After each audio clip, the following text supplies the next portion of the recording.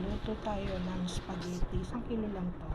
So, kailangan natin ng sibuyas, ng bawang, gusto ko ng mushroom, lagyan ko siya ng mushroom, at saka hindi tayo gagamit ng pork, gagamitin natin ay Argentina corned beef. So, syempre, meron tayong ketchup. Ayan. Tuloy na natin yung pasta. So, sa tubig, lagyan tayo ng mantika. Ayan.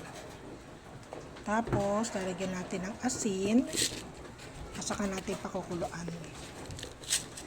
Ayan. Saka natin papakuluan.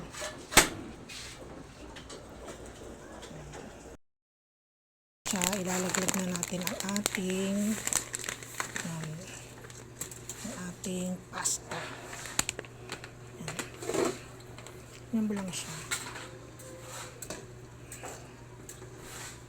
Guys, hindi yan pinuputol kasi pag pinutol mo yan, yan.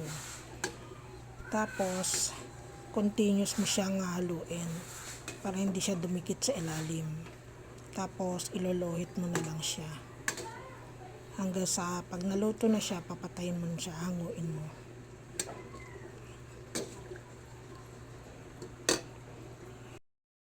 Sinawal, titignan mo kung okay na yung kanyang pasta. Yan.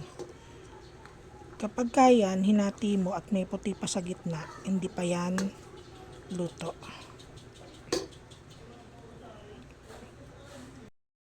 Yan, luto na yan. At saka itetest mo rin siya. Bali, kukuha ka ng isa. Yan. Kagatin mo. Luto na siya kasi wala siyang puti sa loob. At saka patutulaan natin siya sa tubig para hindi siya maglagkit. Patutulaan lang natin siya sa tubig para hindi siya magmalagkit.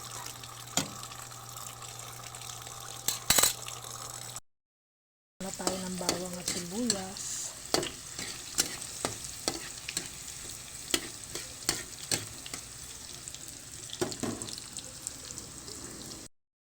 Lalagay na natin ang ating spaghetti sauce. Ayan.